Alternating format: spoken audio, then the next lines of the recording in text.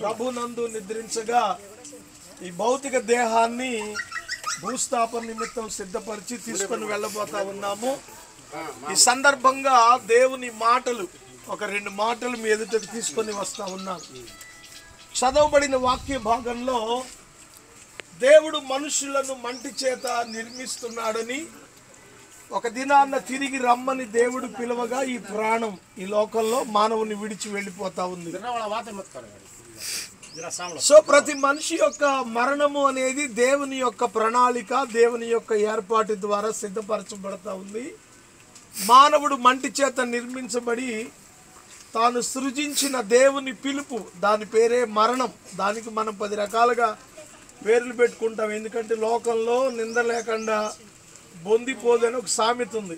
ఏదో కారణంతో మానవుడు చనిపోతాడు, కానీ చనిపోవడం అనేటువంటిది దేవుని యొక్క ప్రణాళిక.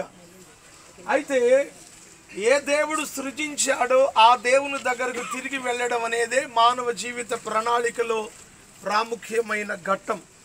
కులం, మతాలు అనేటువంటి వాటికి అతీతంగా మరి తల్లిగారు యేసు ప్రభువుని నమ్ముకొని యేసు ప్రభువుని రక్షకునిగా స్వీకరించి రక్షణ పొంది సంఘ క్రమంలో మరి కొనసాగినటువంటి మంచి భక్తి పరురాలు, మరి మంచి ప్రార్థనా పరురాలు, దేవుని యందు విశ్వాసం కలిగినటువంటి తల్లి.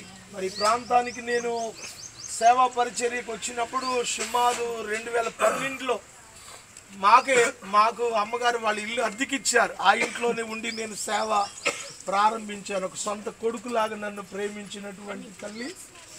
సో ఈ రోజున మన మధ్యలో భౌతిక దేహం మాత్రం ఉంది అంటే ఈమెలో ఉన్న ప్రాణము, ఆత్మ దేవుని సన్నిధికి చేర్చబడింది.